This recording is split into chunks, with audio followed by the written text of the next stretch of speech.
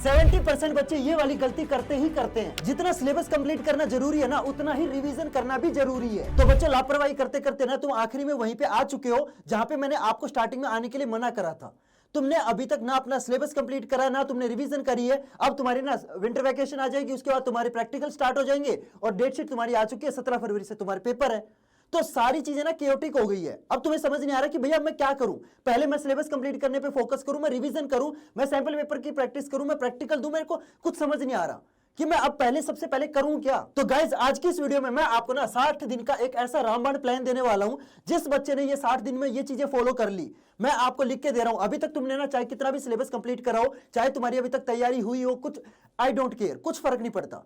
अगर तुमने अगले 60 दिन में अपनी पूरी जान लगा दी, पहले तो यार मेरे को जल्दी से ना कमेंट करके बताओ कि यस भैया अब मैं अपनी पूरी जान लगाने के लिए रेडी हूं। This board exam will be the best board exam of my life. ये मेरे को पहले तो जल्दी से कमेंट करो। जब तक तुम्हारे दिल में ना ये कॉन्फिडेंस नहीं आएगा ना, तब तक तुम यार कुछ अचीव नहीं कर सकते। पहले तो यार ये खुद को बोलो कि यस ये जो बोर्ड एग्जाम होगा ना, ये मेरी लाइफ का सबसे बेस्ट बोर्ड एग्जाम होगा। जब तक तुम खुद को ये कॉन्फिडेंस नहीं दिलाओगे, तब तक तुम अच्छे नंबर नहीं ला सकते। पहले तो सभी बच्चे जल्दी से कमेंट करो कि यस भैया this will be the best board exam of my life. ठीक है, अब मैं आपको ना अगले 60 दिन में तुम्हें क्या क्या पढ़ना है, कैसे पढ़ना है और कितना पढ़ना है और कहां से शुरू करना है, सारी चीज मैं आपको इस वीडियो में बताता हूं। तो देखो यार, सबसे पहले तो ये चीज समझ लो कि अब हार्ड वर्क से नंबर नहीं आएंगे। अब जो नंबर आएंगे वो सिर्फ और सिर्फ स्मार्ट स्टडी से आएंगे। अब अगर तुम ये सोचोगे ना कि मैं ये वाली किताब भी कर लूं, मैं 200 टीचर से पढ़ लूं, मैं 200 किताबें कर लूं, 200 नोट्स कर लूं, 200 पेपर कर लूं, भाई मैं बताऊं कुछ नंबर नहीं आएंगे। अभी तुम्हें स्मार्ट स्टडी करनी है, तुम्हें ना गिनती की चीजें पढ़नी है। अगर अब तुम ये सोचोगे ना कि मैं सब कुछ लपेट लूं, ये भी पढ़ लूं, वो भी पढ़ लूं, तो आखिरी में ना कुछ नहीं होगा। तो अब तुम्हें पढ़ना क्या है वो मैं बताता हूं, और कहां से शुरू करना है वो मैं तुम्हें बताता हूं। तो सबसे पहले ये चीज समझो, सबसे पहले तुम क्या करोगे, अपने जो हाई वेटेज चैप्टर है यहां से तुम्हें शुरुआत करनी है। अब हाई वेटेज चैप्टर कौन से होते हैं भैया?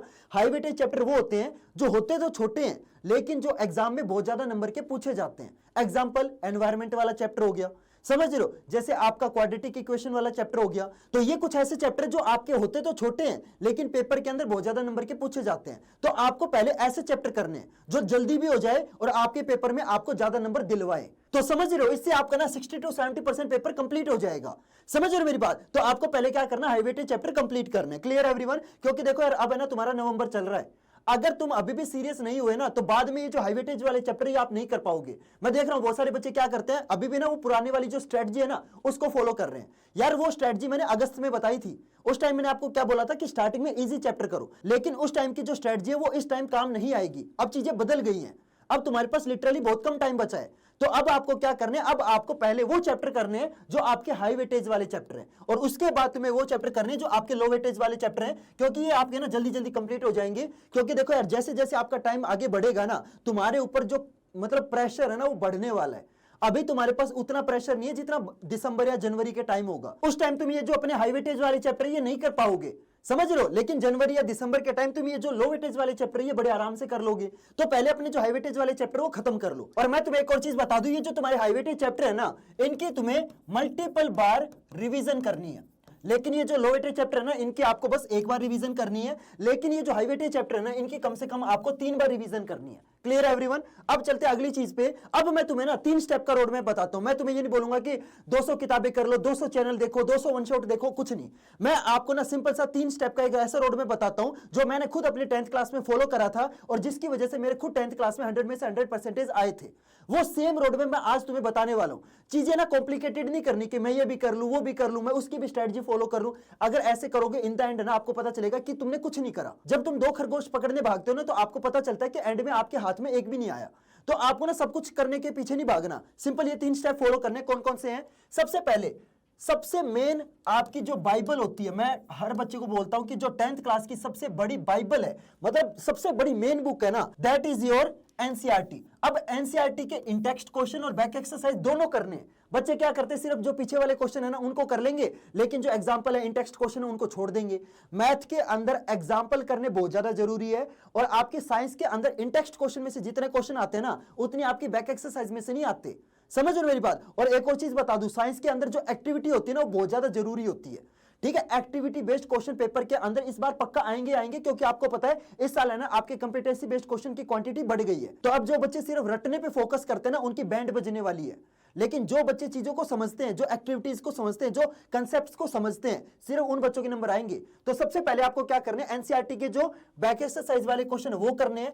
मैथ के अंदर बैक एक्सरसाइज और एग्जाम्पल दोनों इक्वली इंपॉर्टेंट है, लेकिन साइंस के अंदर आपके जो इंटेक्स्ट क्वेश्चन है ना, वो आपके कंपैरेटिवली ज्यादा इंपॉर्टेंट है। Clear everyone. इसके बाद आपको एक और चीज बता दूं, सीबीएसई के क्वेश्चन पेपर करने बहुत ज्यादा जरूरी है, क्योंकि मैक्सिमम क्वेश्चन आपके उसी में से आते हैं, और बच्चे ना प्रीवियस ईयर क्वेश्चन और सीबीएसई के क्वेश्चन करके नहीं जाएंगे और फिर एग्जाम में पैनिक हो जाते हैं। समझ रहे मेरी बात? तो पहले आपको एनसीईआरटी खत्म करनी है, उसके बाद तुम्हें पिछले 5 साल के जितने भी आपके प्रीवियस ईयर क्वेश्चन है ना, उनको करना है। और मैं एक और चीज बता दूं, सीबीएसई का जो ऑफिशियल सैंपल पेपर है, ये जरूर कर लेना। ये भाई साहब सबसे ज्यादा इंपॉर्टेंट है। तुम्हारे स्कूल में जो प्री बोर्ड के एग्जाम होंगे ना, मैं लिख के दे रहा हूं, चाहे तुम मेरी बात को रिकॉर्ड कर लो, मैं आज बता के जा रहा हूं। तुम्हारे स्कूल में जो पहला प्री बोर्ड एग्जाम होगा ना, उसके अंदर जो तुम्हारा सीबीएसई का ऑफिशियल पेपर है, वही आने वाला है। ऑफिशियल पेपर में सैंपल पेपर की बात कर रहा हूं, जो सीबीएसई ने अपनी वेबसाइट पर रिलीज करा है, उसकी बात कर रहा हूं। तो सबसे पहले आपको क्या करना है, जैसे ही आपका सिलेबस कंप्लीट हो जाए, प्रीवियस ईयर क्वेश्चन करने हैं, उसके बाद सीबीएसई का जो ऑफिशियल सैंपल पेपर है वो करना है। अब बहुत सारे बच्चे बोलेंगे कि भैया ये सैंपल पेपर और प्रीवियस ईयर क्वेश्चन हमें मिलेंगे कहां पे?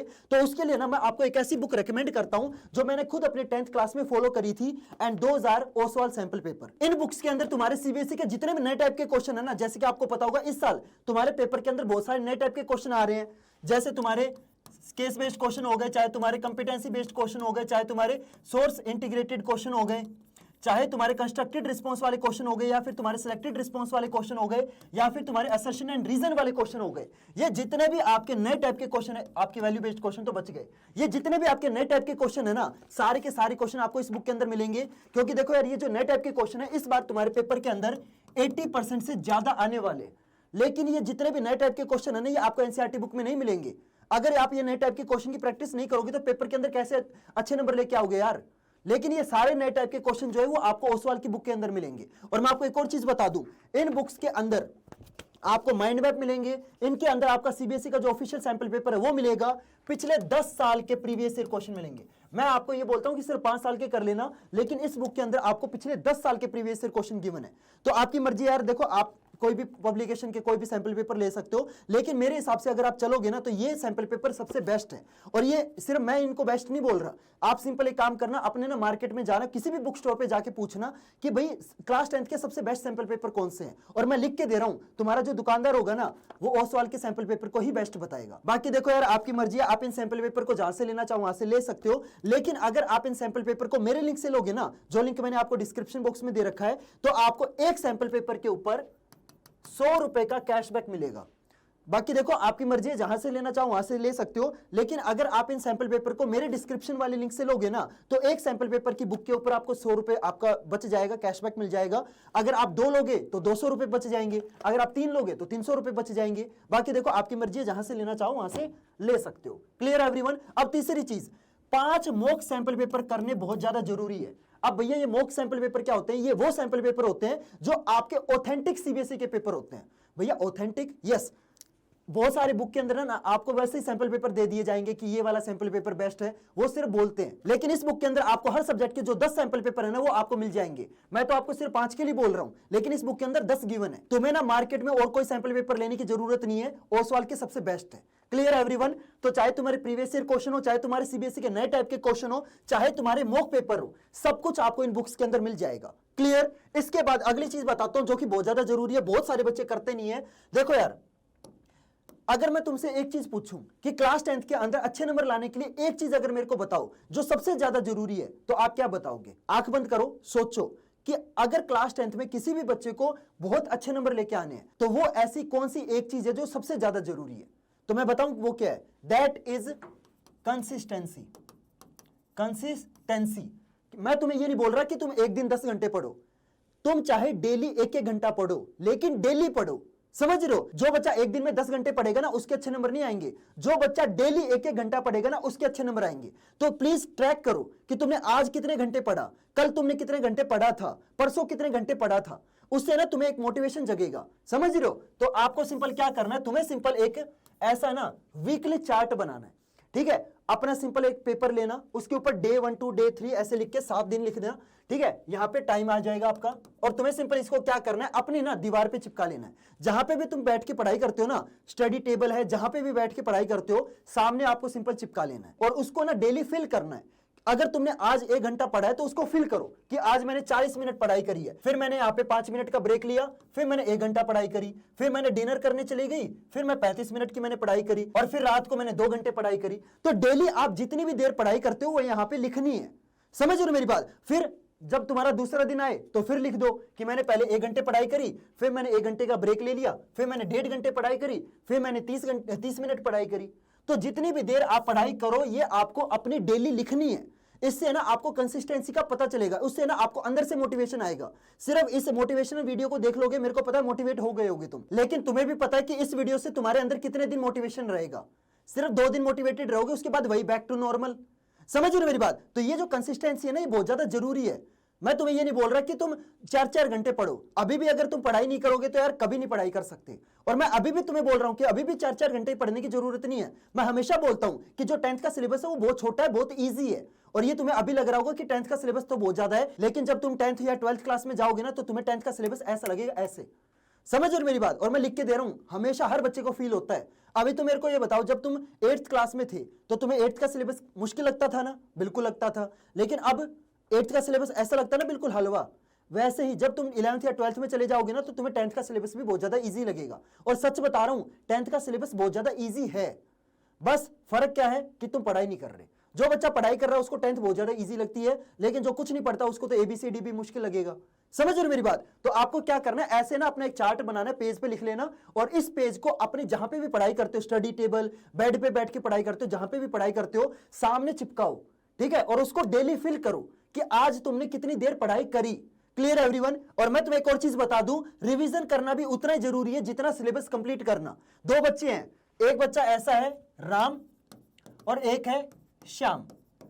राम ने क्या करा, राम ने ना अपना 100% सिलेबस कंप्लीट कर लिया, पूरा सिलेबस पढ़ लिया, ठीक है। लेकिन श्याम ने क्या करा, सिर्फ 80% सिलेबस पढ़ा है। लेकिन राम ने क्या करा, रिवीजन करी नहीं। लेकिन श्याम ने क्या करा, जितना उसने पढ़ा है ना उसकी कम से कम 3 बार रिवीजन कर ली। तो अब मेरे को ये बताओ किस बच्चे के ज्यादा नंबर आएंगे? श्याम के ज्यादा नंबर आएंगे। तो राम जैसी गलती नहीं करनी। समझ रहे हो मेरी बात? तो तुम्हें ना सिलेबस कंप्लीट करने पे तो फोकस करना ही करना है, लेकिन ऐसे मत करना कि सिलेबस तो सारा कर लिया लेकिन उसकी रिवीजन करी नहीं। इससे क्या होगा ना, जो तुम नया चीज पढ़ते जाओगे वो तो तुम्हें याद रहेगी, लेकिन पुरानी चीज तुम भूलते जाओगे। तो जितनी पढ़ाई करिए उसके साथ साथ रिवीजन करना भी बहुत ज्यादा जरूरी है। Clear everyone? ये समझ में आया? तो ये मत सोचना कि बस मैं पहले सिलेबस कंप्लीट करने पे फोकस कर लूं, जितनी चीजें ऑलरेडी पढ़ रखी है ना उसके साथ साथ में रिवीजन भी करनी है, ठीक है। ऐसे मत करना कि बस नई चीजें तो पढ़ते जा रहे हो लेकिन पुरानी वाली भूलते जा रहे हो, ऐसे नंबर नहीं आएंगे। Clear everyone? तो अब तुम्हें रिवीजन कैसे करनी है, मार्क क्वेश्चन। देखो मैंने आपको बताया ना कि इन सैंपल पेपर को तुम्हें सोल्व करना है। अब बहुत सारे बच्चे क्या करेंगे, किताब खोलेंगे, किताब परचेज कर ली, किताब खोलेंगे, ठीक है, ये क्वेश्चन भी आता है, ये क्वेश्चन भी आता है, ये क्वेश्चन भी, ऐसे नंबर नहीं आएंगे। ऐसे पढ़ाई नहीं करनी, ऐसे रिवीजन नहीं करनी। अगर ऐसे करनी है तो छोड़ दो, ठीक है, तुम IAS की पढ़ाई छोड़ दो। समझ रहे हो? तो ऐसे पढ़ाई करने से नंबर नहीं आएंगे यार, सच बता रहा हूं, मैं दिल से बता रहा हूं। तो तुम्हें पढ़ाई कैसे करनी है, मार्क करो क्वेश्चंस को। क्वेश्चन को मार्क करने का मतलब क्या है, देखो पहले तुम क्या करोगे, चैप्टर को पढ़ोगे, है ना। चैप्टर तुमने समझ लिया, कोई भी वन शॉट लेक्चर देख लिया, तुमने चैप्टर को समझ लिया। अब तुम्हें क्या करना है, डिस्कशन। किसके साथ डिस्कशन करना है, अपने फ्रेंड्स के साथ। तुम है ना 2 या 3 बच्चों का ना, 2 या 3 दोस्तों का ग्रुप बना लो, और तुम है ना रोज प्लान करके जाओ कि यार हम तीनों दोस्त है ना घर पे जाके rise of nationalism in Europe वाला चैप्टर पढ़ के आएंगे। और जब अगले दिन तुम तीनों स्कूल में मिलो तो आपस में वो चैप्टर डिस्कस करो। जब हम कोई भी चीज डिस्कस करते हैं ना तो वो चीज हमें और भी बेटर तरीके से समझ में आती है। जैसे हम आपस में चुगलियां करते हैं ना तो चुगलियां हमें मजेदार लगती है, वो हमेशा याद भी रहती है। लेकिन जब तुम आपस में वो चैप्टर की चुगलियां करोगे ना कि गांधी ने ये करा था, बाबर ने ये करा था, भाई साहब मजा आ जाएगा और वो तुम्हें याद भी रहेगा। समझ रहे हो? उससे तुम्हारी रिवीजन भी हो रही है और तुम्हें मजा भी आ रहा है, ठीक है। तो तुम्हें सिंपल क्या करना है, 2-3 दोस्तों का ना ग्रुप बना लेना है और रोज प्लानिंग करो कि यार आज घर पे जाके ना क्वाड्रेटिक इक्वेशन वाला चैप्टर करेंगे, या आज घर जाके ना लाइफ प्रोसेस वाला चैप्टर करेंगे, या आज घर पे जाके रिप्रोडक्शन वाला चैप्टर करेंगे। समझ रहे हो मेरी बात? तो आपको क्या करना है, साथ में ग्रुप बना के उस चैप्टर को पढ़ के आना घर से, अगले दिन आके स्कूल में आपस में दोस्तों में क्या करना है, डिस्कशन करना है। क्लियर? अब मैं एक और चीज बताता हूं, क्वेश्चंस को मार्क करना। ये तो हो गया जब तुम चैप्टर्स को पढ़ोगे। लेकिन जब तुम्हारे चैप्टर आपस में सारे मतलब डिस्कस हो जाए, चैप्टर तुम्हें समझ में आ गया, जब तुम ये ओसवाल वाली बुक सोल्व करोगे ना, तब तुम्हें क्या करना है, तुम्हें सिंपल देखो, जब तुम इस बुक को सोल्व करोगे तो कुछ क्वेश्चन ऐसे होंगे जो तुमसे एक बारी में सोल्व हो जाएंगे, उस पर तुम्हें सिंपल टिक लगाना है। कुछ क्वेश्चन ऐसे होंगे जो तुमसे सोल्व तो हो जाएंगे लेकिन थोड़ा सा दिमाग लगाना पड़ेगा, उन पे तुम्हें सिंपल सर्कल लगाना है। लेकिन वहीं पे कुछ क्वेश्चन ऐसे होंगे जो तुमसे सोल्व ही नहीं होंगे, ढीठ क्वेश्चन होते हैं ना, उन पे तुम्हें क्या करना है, क्रॉस लगाना है। ठीक है, अब इससे क्या होगा, देखो अभी तो चल रहा है नवंबर, लेकिन जब आएगा फरवरी या जनवरी आएगा, जब तुम्हारे पेपर बिल्कुल सर के ऊपर होंगे, तब तुम्हारे पास क्या इतना टाइम होगा कि तुम इस बुक को पूरी सोल्व करोगे? नहीं होगा। उस टाइम तुमने ये जो मार्क लगाए होंगे ना, ये तुम्हारी बहुत ज्यादा हेल्प करेंगे। कैसे? क्योंकि तुम सिर्फ उस टाइम उन्हीं क्वेश्चन की प्रैक्टिस करोगे जो तुमसे एक बारी में सोल्व नहीं हुए या जो तुमसे बिल्कुल सोल्व नहीं हुए। जो क्वेश्चन तुमसे एक बारी में सोल्व हो गए वो तो करोगे नहीं ना, सीधा मार्क देखते ही तुम्हें पता चल जाएगा, अरे यार ये क्वेश्चन तो मेरे को ऑलरेडी आता है, तो उस क्वेश्चन को तुम्हें करने की जरूरत ही नहीं है। समझ रहे हो मेरी बात? इस तरीके से इस बुक को पढ़ना है। ऐसे मत करना कि बस बुक तो परचेज कर ली। मैं आपको एक और चीज बता दूं, बेशक ये बुक बहुत अच्छी है, मानता हूं, ये बुक मैंने भी अपने 10th में यूज करी थी, लेकिन सिर्फ बुक परचेज करने से नंबर नहीं आएंगे, इस बुक को अच्छे से पढ़ना भी पड़ेगा। Clear everyone? तो होप करता हूं आपको सारी चीजें अच्छे से समझ में आ गई होगी। तो अगर तुम्हें कोई भी डाउट है ना, तो तुम सिंपल इस वीडियो पे कमेंट करके मेरे से पूछ सकते हो। तो चलो गाइस, मिलते हैं फिर अगली वीडियो में नए टॉपिक के साथ। तब तक के लिए goodbye and have a nice day.